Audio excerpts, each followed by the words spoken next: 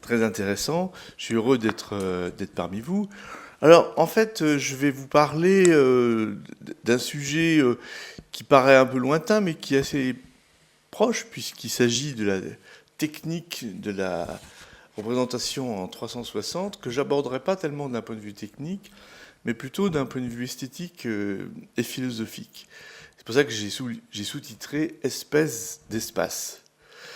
Alors, en fait, voilà, vous connaissez tous ce tableau de Magritte, Ceci n'est pas une pipe, critique de la représentation par Foucault, un article de 62, je crois. Ce que j'aime bien, c'est le premier titre, c'est la trahison des images. C'est-à-dire que, comme si les images ne se donnaient pas elles-mêmes toujours, et comment une image peut-elle se trahir? C'est-à-dire comment peut-on finalement ne pas voir ce qu'on voit, ou ne pas que la réalité, disons, de l'apparition, finalement, semble démentie à un moment donné. Alors, en fait, ce que je voudrais dire à propos du 360, c'est que les deux images étaient inversées, hein, vous comprendrez que, mais c'est pas vraiment gênant, c'est que les casques en 360 ont été un échec relatif.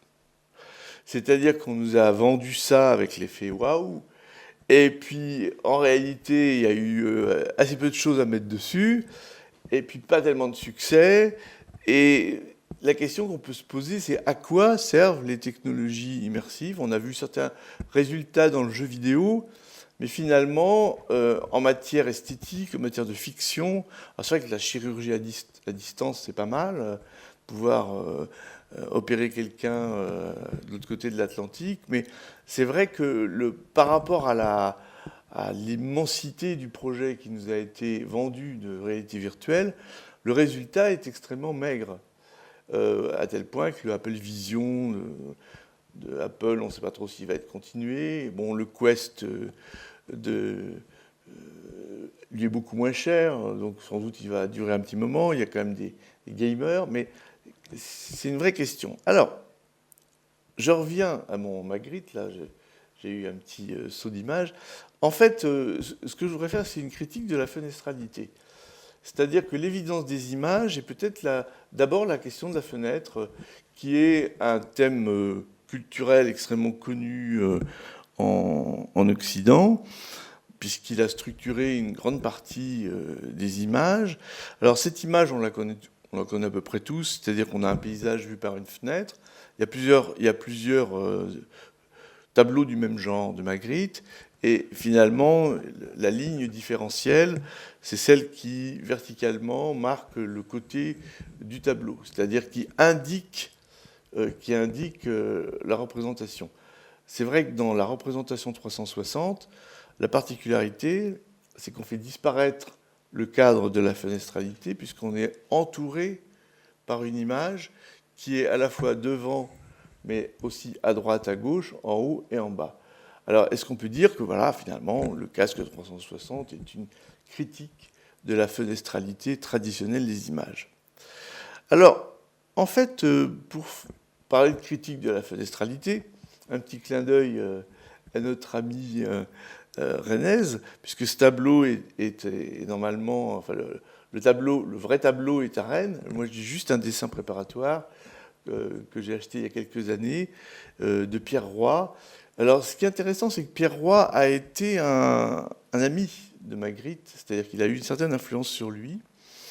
Et probablement, Pierre Roy n'a pas la dimension de Magritte, ni sur le plan de la réputation, ni sur le plan même de son apport à la pensée esthétique. Mais en même temps, chez Magritte, peut-être y a-t-il aussi une certaine forme de délectation abstraite que Pierre Roy, qui est plutôt un peintre, hein, assez banalement, n'avait peut-être pas. Et on voit peut-être aussi chez Pierre Roy des choses que finalement Magritte ne fera pas apparaître. Je pense ici par exemple à cette succession d'aplats, puisqu'on a une fenêtre qui est découpée sur un fond qui se situe à Hawaï, où on voit effectivement une certaine profondeur avec des arbres au fond. Et puis on voit des ombres un peu curieuses qui se détachent sur le mur de droite, qui sont coupés presque de manière abstraite, à tel point qu'on pourrait se demander si on n'est pas en train de faire une sorte de figuration. Et puis j'insiste aussi sur ce petit élément qui apparaît dans plusieurs tableaux de Pierre Roy, qui est une sorte d'élément découpé au plafond, et il s'agit d'un poulpe. Que fait un poulpe au plafond? Ce n'est pas une ombre projetée, c'est un petit dessin. Quelquefois, on lit dans les descriptions un serpentin pointé, notamment dans Physique amusante. En réalité, je pense qu'on pourrait aussi l'interpréter comme la présence d'un élément, non pas surréaliste, mais irrationnel, c'est-à-dire qui n'est pas un élément regardant. Les poulpes, comme vous le savez, sont des animaux intelligents, avec des yeux un peu partout, bon, sur la tête, mais aussi parfois sur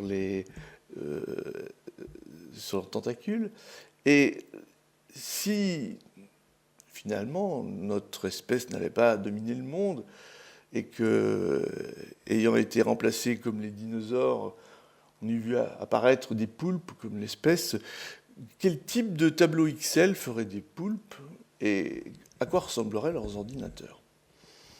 C'est une question que je pose parce que c'est une question qui renvoie à l'organicité et à la corporéité. C'est-à-dire que finalement, on considère que abscisse et ordonnée sont des éléments rationnels, mais en quoi le sont-ils? Et ça, je pense que c'est une question qui est très rarement posée dans les arts plastiques et dans la peinture, et c'est celle qui m'intéresse. Alors, je me suis intéressé, et ça c'est une petite parenthèse, à ces peintres de la perte de la profondeur. Je pense par exemple à Vuillard, qui laisse se superposer des robes, des portes ouvertes, des sols, des canapés, des murs avec des tapisseries, qui semblent s'agglutiner d'une façon où finalement c'est presque par un effet de densité qu'on peut différencier les différents plans. C'est-à-dire que tout est sur un aplat et rien ne surgit véritablement au sens de l'émergence, si vous voulez. Rien n'émerge. Alors, cette question m'amène à interroger la vérité des images.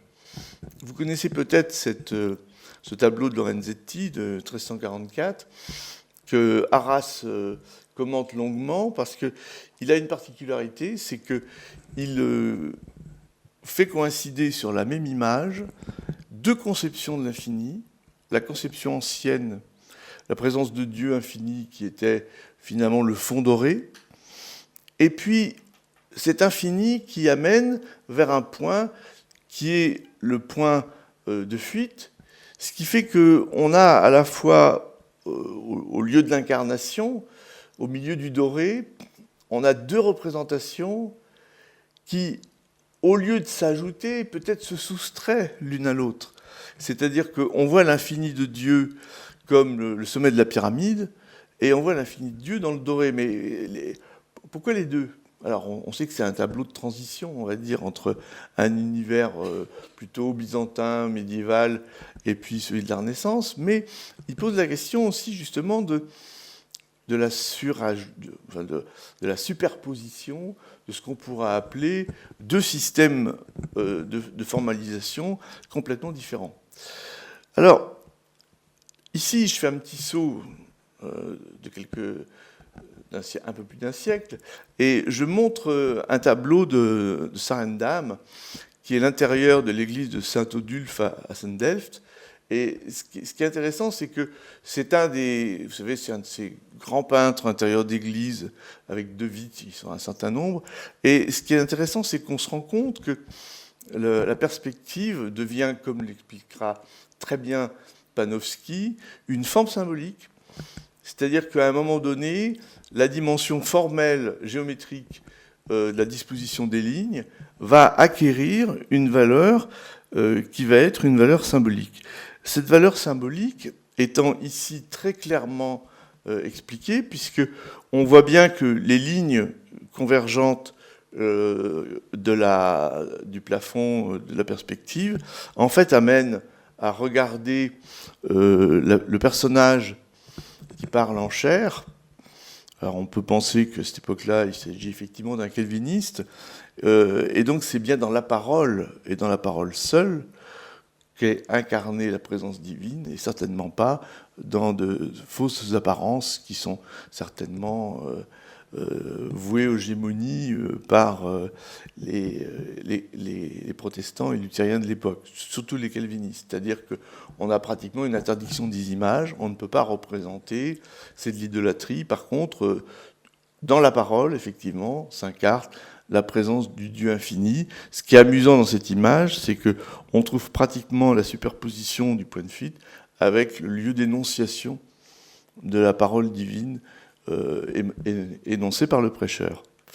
Alors, on sait que Giotto a été un des premiers, mais pas tout, on en discutait l'autre jour, pas forcément le premier, à systématiser un espace construit, c'est-à-dire que là où auparavant la représentation des choses n'était pas forcément réaliste, à un moment donné, même pour une peinture religieuse, il y a un essai de désignation de l'espace réel, c'est-à-dire un espace tel qu'on le voit, ce qu'on va appeler la perspective légitime.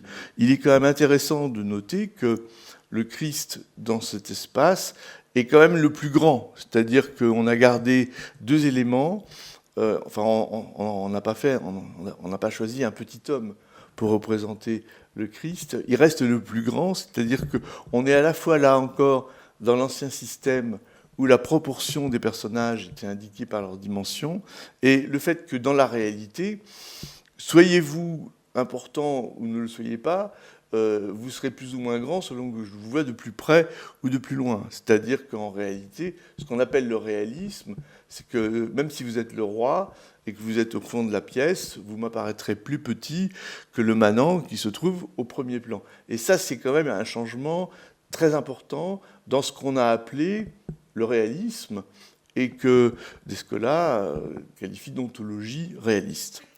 Alors, en fait, cette question, c'est aussi une question de reconnaissance des formes.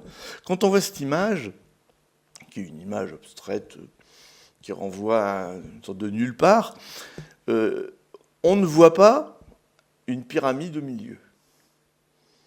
C'est-à-dire que nos références culturelles font que nous savons immédiatement qu'il s'agit d'une ville, qu'il s'agit de rues, et qu'à aucun moment, nous ne pensons voir une pyramide au milieu de cubes striés qui seraient rangés sur le côté. Ça veut dire que, évidemment, notre regard a été totalement éduqué par la culture à laquelle on appartient, et que nous identifions les objets que nous connaissons. En fait, on peut imaginer d'autres espaces. Hans Belting, dans Bagdad et Florence, explique par exemple que dans les pays arabes, le modèle de l'espace existe. Il y a des perspectives, mais elles renvoient à une lecture livresque. Je vous montrerai un exemple après. Deuxième exemple, c'est l'histoire de l'art japonais. Quand les Japonais ont vu arriver les Hollandais et les Portugais, enfin d'abord les Portugais, ils ont été surpris par le fait que ceux-ci avaient des images qui leur apparaissaient comme des sculptures, des gravures sur papier qui leur apparaissaient comme des sculptures. Et pourquoi ? Déjà, il y avait quelque chose d'étrange, c'est qu'ils les fixaient au mur, peut-être ce qu'on peut appeler la fenestralité, alors que les orientaux, très souvent, utilisent les images sur un plan et les déroulent. Ça veut dire que le type d'appréhension de l'espace n'est pas exactement le même que celui qui consiste à pointer sur le mur des images. Et puis, très rapidement, Belting se rend compte qu'en fait, ces images sont aussi en relation avec l'occupation de l'espace, la manière de l'habiter, et les maisons japonaises. Alors, je vous donne les exemples dont je vous ai parlé. Voilà, ici, ça c'est regarder comme on lit. C'est-à-dire qu'on voit un espace construit avec une certaine dimension de profondeur, mais, nous dit Belting, ça pourrait ressembler aux pages d'un ouvrage qu'on lit. c'est-à-dire finalement pas quelque chose qui est véritablement une profondeur au sens où on va le développer dans l'Occident latin. Ici, c'est une image d'Hiroshige.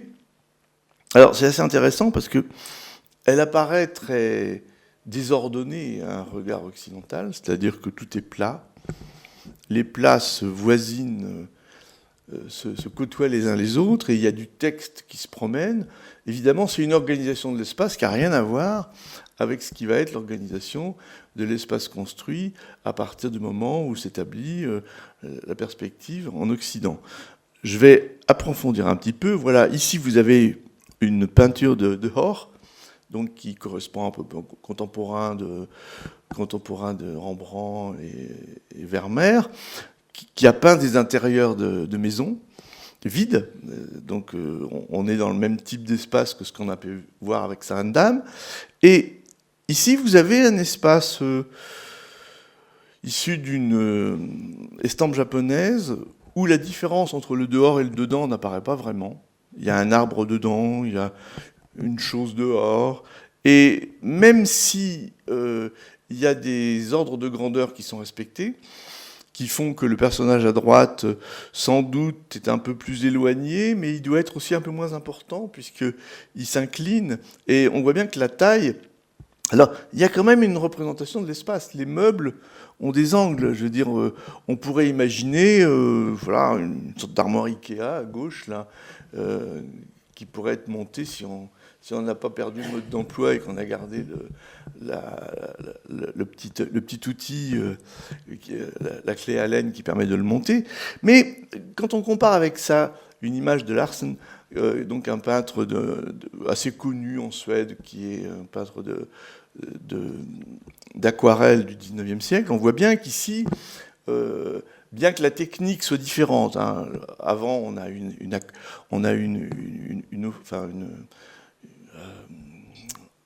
estampe, c'est-à-dire qu'on applique les couleurs pas avec des morceaux de bois ou de métal. Ici, c'est une aquarelle, donc la technique est très différente, mais ce qui est commun, c'est que les encres sont assez transparentes, et on voit bien ici que tout l'espace dirige vers la fenêtre, qui dirige vers l'extérieur. C'est-à-dire qu'on a une organisation, même de la sociabilité, même de l'organisation des meubles, même du meublé, qui est littéralement culturalisé. Alors, en fait, bon, ça c'est les références, Panofsky, Handbelting, Florensky, je vais en parler. Axiomatique ou ontologie, la vue comme fait culturel, historique ou biologique, le rapport à l'Umwelt. Alors, on en a parlé un petit peu, je ne vais pas y revenir. La vue comme le toucher, ça c'est la conception d'Aristote, et des anciens globalement, c'est-à-dire que pour comprendre comment on peut voir, on imagine une sorte de toucher invisible qui part de l'œil et qui va rencontrer les objets et qui ramène finalement l'information. Ce qui fait que, évidemment, c'est l'exemple que je donne toujours, mais c'est pour ça que comment il s'appelle, c'est pas la perspective comme forme symbolique. Voilà, Panofsky explique que dans l'Antiquité, il n'y a pas de profondeur de l'espace. C'est pas vrai, c'est pas ça. Voyez ce petit objet là. Je le tiens au bout de ma main, éloigné. Bon, j'ai pas le bras assez long pour aller jusqu'à vous, mais je le rapproche près de moi. Bah, il n'a pas grandi, il n'a pas diminué. Pourquoi je le diminuerais ou pourquoi je l'agrandirais? C'est-à-dire que pour considérer que la diminution et l'agrandissement doivent être privilégiés sur un espace graphique, il faut que je perde la dimension gestuelle. Gestuellement, il ne se passe rien, là. C'est absolument la même chose. Il faut penser que mon geste compte moins que mon œil, qui devient le lieu projectif des différents rapports d'éloignement et de proximité. Et ça, c'est une opération extraordinairement importante qui s'est développée en Occident à partir des théories d'Alazen, qui est le nom latinisé de Ibn al-Haytham, qui est un savant égyptien donc des 10-11e siècle, et qui inverse le regard, enfin le rayon visuel, considérant que le rayon visuel ne part pas de l'œil vers les choses, mais qu'au contraire, c'est de la lumière vers une sorte de fond. Et ça va être après, bon, sa conception est encore un petit peu imparfaite, parce qu'il imagine que l'image se tient au milieu de l'œil, mais c'est quand même un élément absolument essentiel d'inversion du mouvement visuel. Alors, Pavel Florensky, qui est pratiquement contemporain de ça y est, de celui qui est...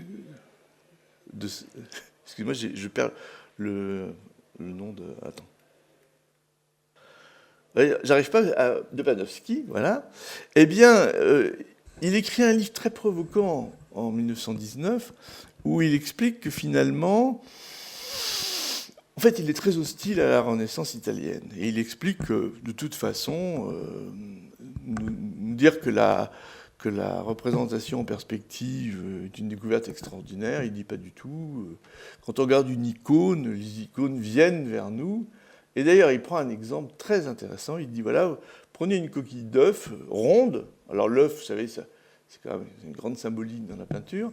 On ne peut jamais peindre une surface courbe sur du plat. C'est pas possible. Et il se réfère à ses qualités de mathématicien. C'était un mathématicien de haut vol. Et en fait, il dit, voilà, c'est du chiquet. C'est-à-dire que la réalité ne peut pas être attribuée à un de ces modes de représentation de manière privilégiée par rapport à d'autres réalités. Alors, ce qui est très intéressant quand il dit ça, c'est que, en fait... Attendez. Ce qui est très intéressant quand il dit ça, c'est que, en fait, il se réfère aux théories mathématiques des espaces de Hilbert, qui considère qu'il y a des espaces qui peuvent être considérés comme autant d'axiomatiques, et ces axiomatiques sont, d'une certaine façon, des potentialités qui permettent de décrire le réel. Et Florensky considère que la peinture occidentale de la Renaissance, qu'on considère comme la perspective légitime et réelle, n'est jamais qu'une manière, parmi d'autres, d'appréhender la réalité, c'est-à-dire qu'il dénie absolument la supériorité supposée technologique de la représentation légitime par rapport à d'autres modes de représentation. Alors, ce qui est très intéressant, c'est que à l'époque, ça a été reçu sans doute de façon assez discrète en Europe et en Amérique, mais en fait, il ouvre une porte qui va être très intéressante et qui a été reprise par Philippe Descola dans son livre récent sur les images, où il se réfère finalement aux propositions de Florensky en considérant que, effectivement, on a ce que, dans le langage de Descola, ce qu'on appellera des ontologies. C'est-à-dire que finalement, les appréhensions du monde vont être extrêmement variées selon l'interaction entre ce qu'on appelle le sujet et le milieu qui l'environne. Et là, je ferai référence à la notion d'Umwelt, utilisée donc par ce fameux scientifique au nom absolument imprononçable pour moi, qui s'appelle Jacob von Uexküll, enfin bon, Kuhl, j'arrive pas à le prononcer, alors vous voyez le mot, mais vous n'aurez pas le son. La question... Je conclus, mais ok. La question qui m'intéressait aussi, c'est comment appréhender ça d'un point de vue narratif. C'est-à-dire comment faire de cette différence une différence en termes narratifs. Alors, Vernant, quand il parle de l'émergence du théâtre grec, parle de l'irruption du fictif, et c'est un moment très important, puisque c'est le moment qu'il note chez Platon, où la parole indépendante, sans père, surgit dans un milieu où, au contraire, la parole est toujours attribuée. Alors, de ce point de vue-là, on pourrait envisager, effectivement, je vais mettre un petit extrait sur des oiseaux de Hitchcock, mais je pense qu'on n'a pas trop Je pense que j'ai 2 minutes pour le passer. Bon. Alors, je vais le passer. Attends. Non, mais c'est bon. Je vais le faire. Ce qui est intéressant, c'est la manière dont on peut articuler, finalement, le mythos et le logos. En fait, mythos et logos ont très longtemps été considérés dans la période présocratique comme absolument synonymes. Et c'est à partir du moment où on va donner... Alors chez Platon, on voit que le logos et le mythos sont encore assez largement entremêlés. Chez Aristote, ils sont différenciés. Et effectivement, on va avoir 2 ordres du discours qui vont se distinguer et qui vont même être considérés comme antithétiques. C'est-à-dire, on va considérer que les histoires, c'est bon pour les enfants, et que le logos, au contraire, construit un discours scientifique plus sérieux. Daniel Handler, dans son livre récent qui s'appelle « Intelligence artificielle, intelligence humaine, la double énigme », ne parle pas de mythos et logos, mais il compare la manière dont l'intelligence artificielle va appréhender la réalité en la discrétisant, c'est-à-dire en utilisant, comme dirait Turing, des éléments discrets, machine à un élément discret, et donc qui vont pouvoir être convertis en algorithmes, alors que la narration, elle, semble imbriquer simultanément des modes d'appréhension de la réalité beaucoup plus complexes et beaucoup plus mélangés. C'est-à-dire que finalement, on ne série pas les choses. Si vous vous dites, voilà, est-ce que je vais avoir mon train, à quelle heure je vais pouvoir faire telle chose, qu'est-ce qu'on mange ce soir, est-ce que j'ai bien fait, est-ce que j'ai pensé à éteindre le gaz, de cette façon, vous n'appréhendez pas ces différents éléments de manière sériée, mais comme une totalité qui fait partie de ce qu'on pourrait appeler votre Umwelt.